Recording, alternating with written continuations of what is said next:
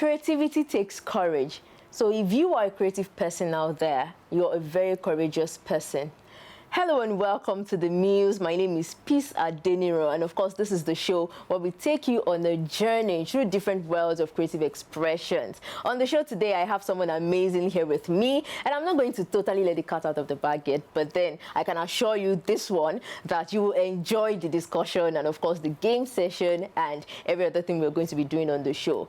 So before I go now, if you've not followed us on all our social media platforms, you can do that right now. Let's go on this quick break to take a look at our profile. I'll be right back.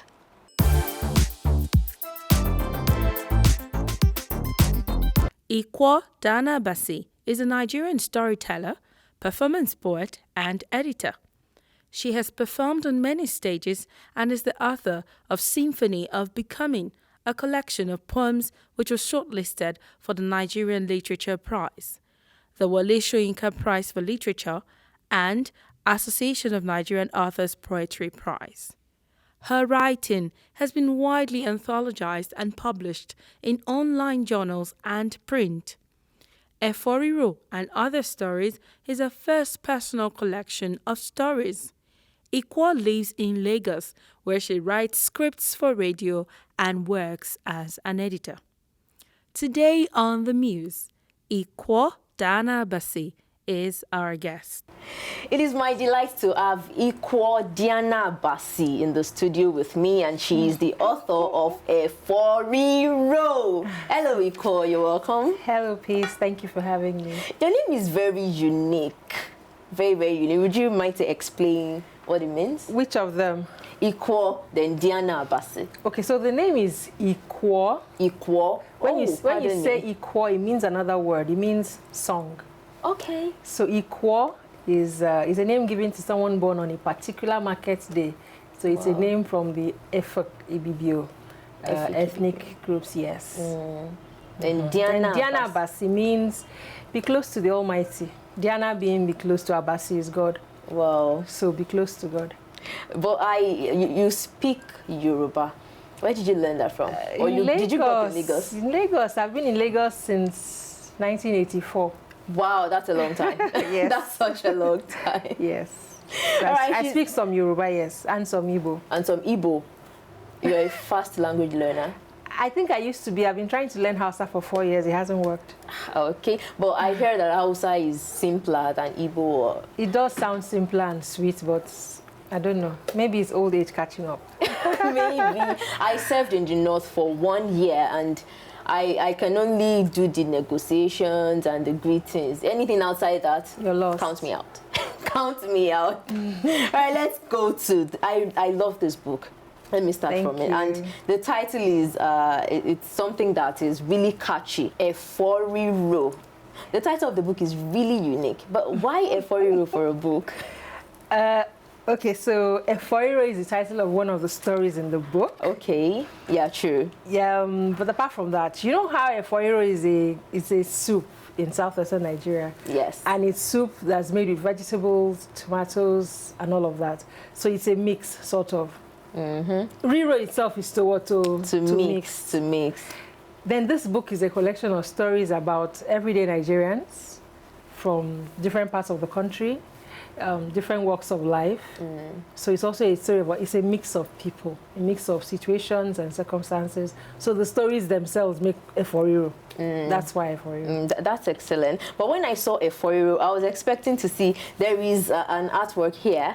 I was expecting to see vegetable, dry fish, pepper, oil, and everything. But the other images here, there are different images here. Look well, that's RIRO now. That's a view into a pot. Okay, from what you just explained, a view into a pot. Yes, so this, if you're looking at a pot from the top, looking into the pot. Okay. And this book being the pot. So when you look into it, all those things that are captured there, the bits of art, typify what's inside the book. Yeah, definitely, yes. Because, you know, you just mentioned that it has to do with things that happen in life generally, the daily activities of people. I can see a television, I can see a hot, a microphone, see vegetables on the side. Vegetables, different things, cars, a gun. Heartbreak, yeah, it's right at the center of it. So let me just say, I love the book cover. Yeah. I love the book cover. Thank you. And RIRO, the story. Before I delve into that, what inspires your writing? What inspires? It's everything around me. Okay. So it could be something that I see on the streets. It could be a conversation that I happen to have heard. It could be something I have experienced or something I've watched happen to people, and then all I have to do is sit and wonder, what if? So what if the circumstances were different? What if luck or happenstance didn't happen and change the course of that event? What if, you know, and a story comes up, that's it. A bunch of what ifs. I love that. So as a creative in the literary scope, you're a story writer, you're also a poet. Which one of these comes easy for you, poem or prose? That's such an unfair question. Okay, so I like to think that I am first and foremost a poet. Because it's easier. There's no ease in either of them, you know, because it's discipline, it's work, either way. But I tend to write poetry as a go-to than I would a story, you know, without even planning to. Wow. So what's the best way to write stories? Is it to just look at situations around you and create something out of it, or to imagine, just create scenarios in your head? You know, there are people who write stories and the content of the stories literally do not exist. And you're like, where is this coming from? So what's the best way to write stories? I think that it's almost impossible to be creative without having imagination. It just depends on which avenue your imagination is flowing on. Okay. So imagination is very, very important. I think another thing that is important is for the writer or artist generally to pay attention to what's going on around them, because it's your ability to pay attention to detail that will make your story real, that will make, then apart from that, you have to, I think it's important that a writer is an empath. So when you see people going through things and you're able to connect with their pain, with their loss, with their joy, their pleasure, then you can better write it in your stories. And when a person reads a story, they feel like, I know that person. That used to be me, or that could have been me. You know, so those things are very important. Imagination is key. It's really key. Of course, there is this saying that imagination is the mother of creativity. So yes. If you were going to advise up-and-coming writers, young writers, or people who are interested in being writers or being storytellers, what would you say to them? I would say, first of all, read. Read. You can't. Valid. You can't tell fantastic stories if you do not read stories. So you read to expand your mind, to expand your horizon. You will read to learn about places, about people. You have to read to gain better ability to use words, to use language, because that's the way you're going to communicate with people. So when you read, and you won't stop reading all your life, when you read, you now arm your imagination with the wings to fly. Otherwise, they remain redundant. Yeah, true. So yes, so you read. When you read and you're imaginative and you work hard at it, then your creativity will blossom.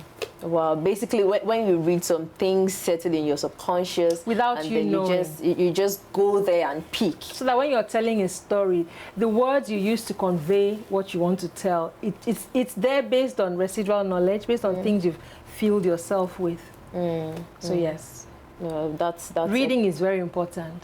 So a lot of young writers tend to believe that once they've told the story, they don't need to revisit it. They don't need to work on it again, which is not true. It's nice to get your drafts out, very important. For anything you're writing, whether it is poetry or story, you know, but it is important that the writing process, that the writing process doesn't stop with the first writing. So you need to get used to the idea that you will go back to visit what you've written, make it better, you know, try and connect with what it was. Kind of thing. Well, not necessarily revised edition. The point being that when the muse is speaking to you, you may have not picked everything. Okay. So when you go back and read it with fresh eyes, there's now the possibility for you to add the things that you missed. Okay. In the first place. And then in the interval, you're still reading other things. You're learning, you're growing. Yeah, so it's important. And research. So you're reading to learn, but you're also reading when you're writing, you're researching so that your story is real. Even if you're not going to use like 90% of what you read in your work, research is very important. Wow. So basically, to be a fantastic writer, you have to be a great reader. Yes, yes, most definitely. Okay, so let's talk about the climb here in Nigeria. What's the climb for authors? What do you think? Is it easy being an author in Nigeria? It's not easy at all. It's not easy. It's not easy at all. Okay. So a lot of people keep writing and publishing for the passion. For many people, when you're done writing, you're looking for how to publish. So publishing is a challenge. Getting your books across the country, across Africa, is another challenge. Then your book gets known, and maybe you've written something, you've done something good, and some states decide, okay, it's going to be on the curriculum for schools. For schools, yeah. You should be happy, right? Yeah. Piracy becomes a problem at that point. So there are many hurdles, there are many things, but first of all, you must want to tell a story. You must want to say something. Otherwise, if it's not strong, if that passion isn't strong, you won't be able to continue doing it. There are many other issues apart from piracy. I mean, paper is so expensive. Oh my goodness!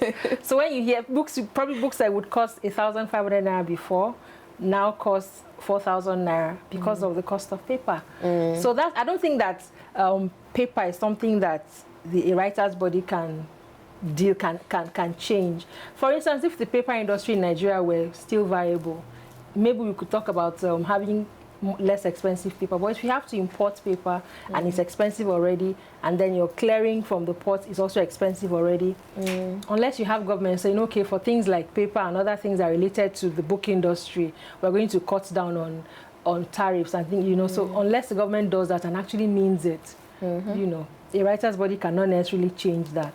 Which is why the writers' bodies continue to, and publishing bodies will continue to have conversations with government, hoping that eventually these things will be changed. Now, what do you think about online publishing, though? Because that's what a lot of people have resorted to lately because of some of the things you've mentioned. Yes, because of those challenges. And it's a lot of upcoming writers are publishing their books on different book publishing platforms. You, for example, let me ask you, would you prefer to read a hard copy book or a soft copy?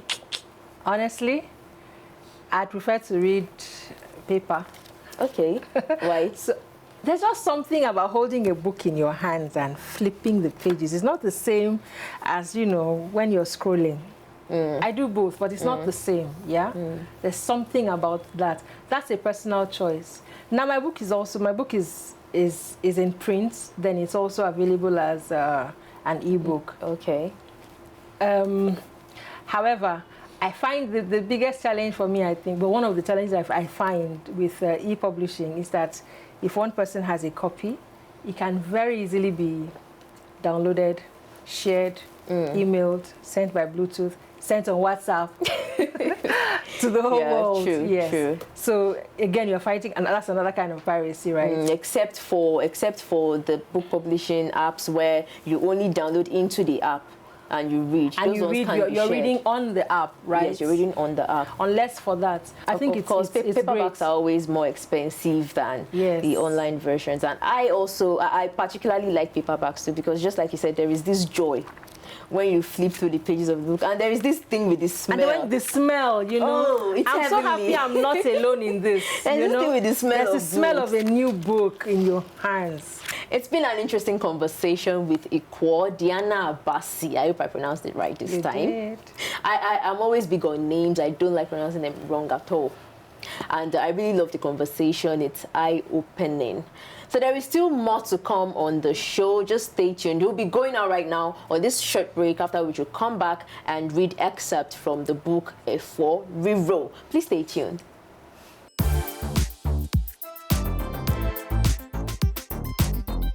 You're welcome back. This time around, I will be reading excerpts from RIRO and other stories, and I have the privilege of reading it with the author herself, Iquo, Diana-Abasi.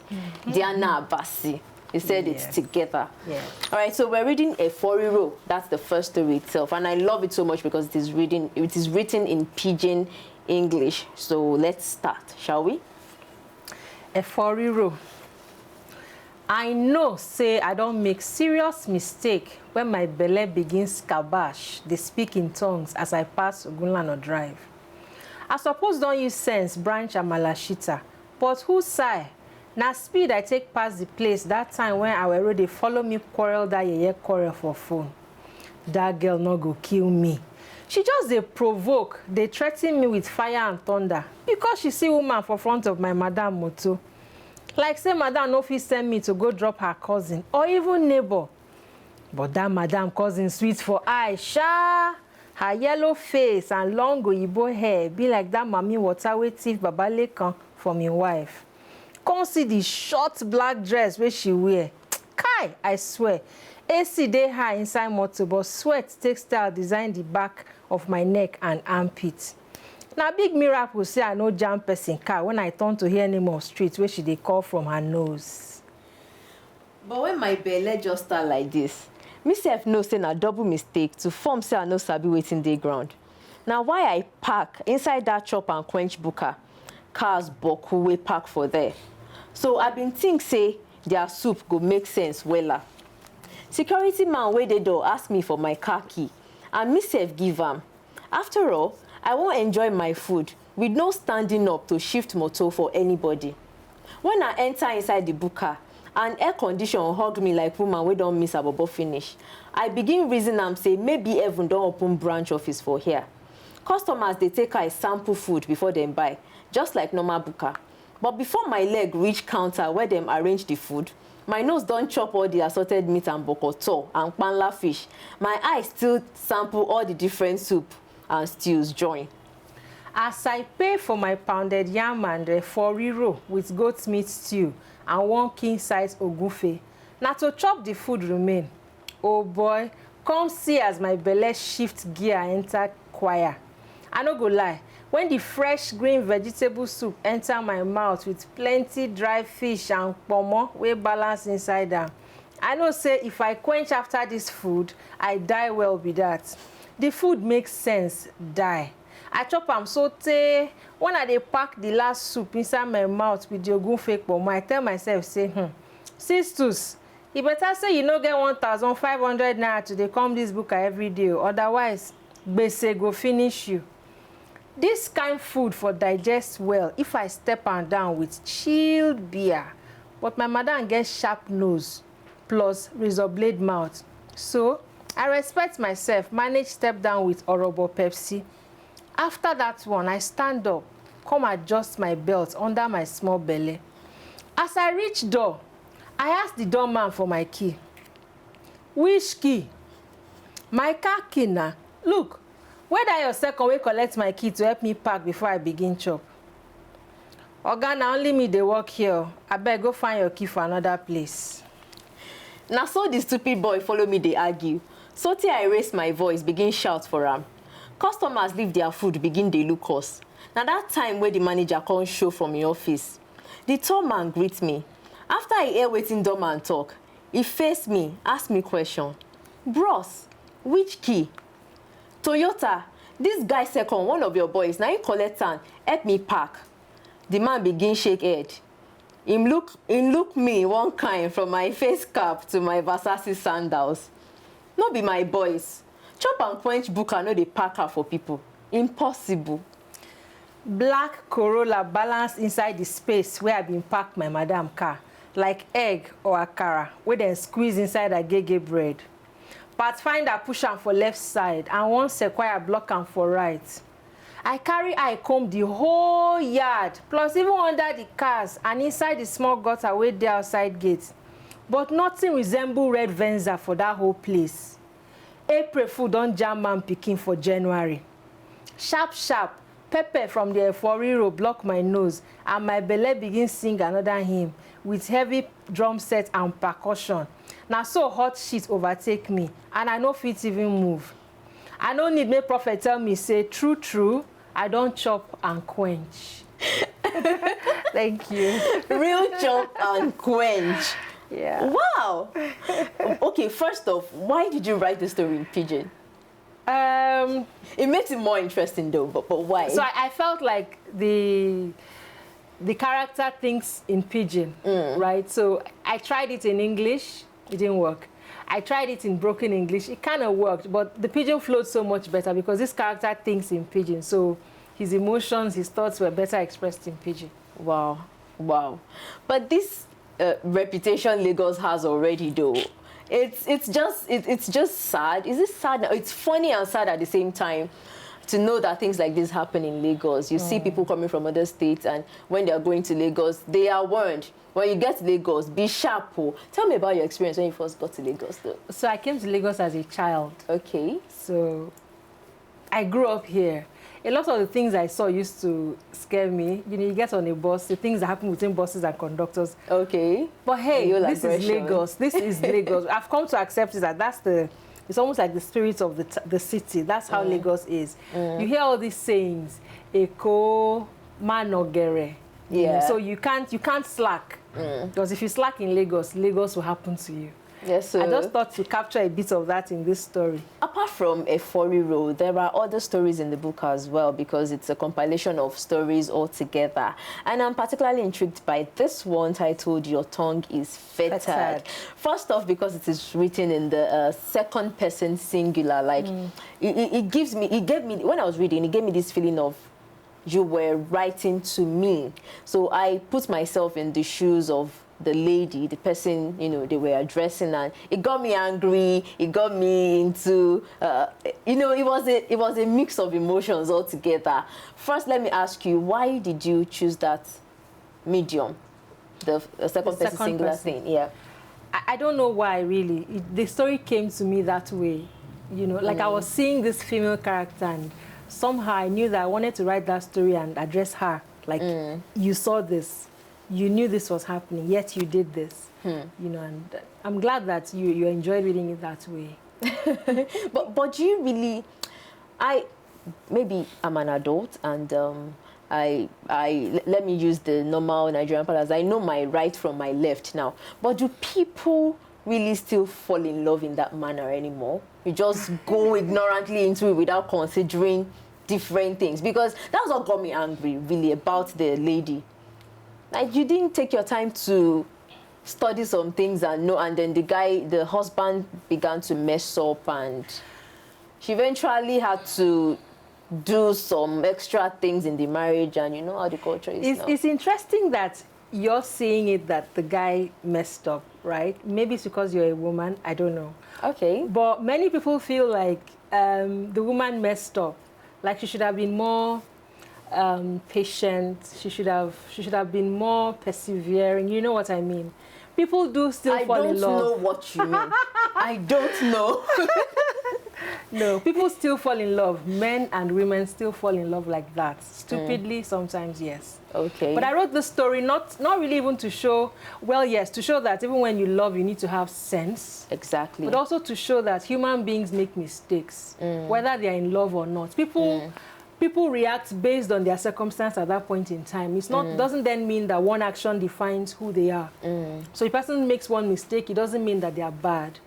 You know, so nobody is all bad or all good. I think that for me was really what I was trying to say with that story, Your Tongue is Fettered, because she was going through so much, and at each turn she had to make decisions and take steps. Sometimes she just thought, you know what, I'm not even thinking. You know? Well, that's it on the excerpt part of the show. I really enjoyed this part. So let's take a breather and we'll come back for the games. Don't go anywhere.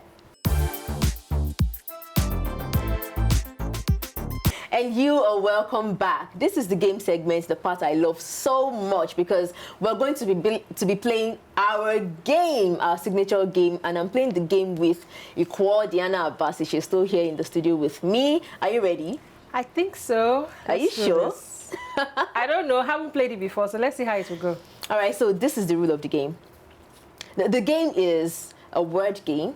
So I say a word, You pick the last letter of my word, and that starts your word. I pick the last letter of your word, starts my word, and then it goes on and on until someone misses out. When someone misses out, the person that is still standing is the winner of that level. Okay. Then we graduate to level 2, which is the last 2 letters. Then level 3, the last 3 letters. Now these are the rules. No 2-letter words, no 3-letter words, no stuttering, no freezing, no saying of a word that has been said before. Do you copy? Copy. All right, let's go. So my word is glorious. Stutter. Reasonable. Engine. Environment. Toad. Diaspora. Angle. Excesses. Oh, that's a word. Sorry, I didn't say excess. What is excesses? Okay, so I guess this is where we move to level 2, right? Yeah, so you've won this level automatically. Yay! Okay. So Iquo is the winner of level 1. Let's move to level 2. Yeah. Okay, so let's use your word. Level 2, emergence. Did I just win level 2? Yes. Did I? Yay! I froze. Why now? Okay, let's move to level 3. Okay, so the word is entertainment. Enter. I just won. Why am I finding it difficult to spell enter? Okay, it should be T-E-R. Yeah. Okay. All right. So I'll have to do this. Iquo won the game segment. Congratulations. What do I get for winning? I'll see you after. No. I'll see you after. But at least everybody knows that you've won. That's like one award on its own. You're so Nigerian. All right, thank you so much for playing this game with me. Thank you. It was fun. Thank you. Yes, it was. But there is still more to come on the show. Please sit back and relax. I'll be right back.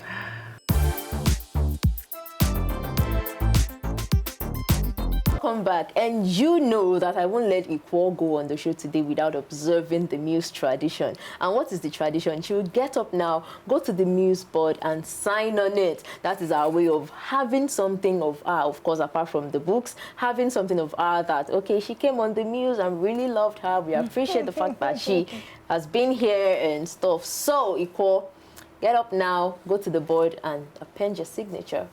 Yes, ma'am. Okay. It's good to leave a memory with us. So anytime we look at it, we say, Iquo was here. Iquo was here. Did you do that in the university though? I did not. Signing on your hostel wall. I saw it on other people's walls. I just looked. Voila. Yeah, thank you so much. Thank you. And just because we love you and we appreciate your coming here, we present this to you on behalf of the Muse team. Thank you. You are our Muse. Yes, you are. Thank you. Thanks so much for coming. This is so lovely. Thank you very much for having me. Thank you for this. You're welcome. To you watching, thank you so much for sticking with me from the beginning of the show. Do not forget, follow us on all our social media platforms on Facebook, Twitter, Instagram, and LinkedIn at ImpactTV and ImpactTV UK. Thank you very much for watching. Thank you so much, Niger Air Factory, for my beautiful hair, and Lady Ripate for this lovely gown. Thank you very, very much. And to everyone who has worked together to make this work today, thank you so much. Till I see you again next week, my name is Peace Adeniro. Take care of yourself. Bye-bye.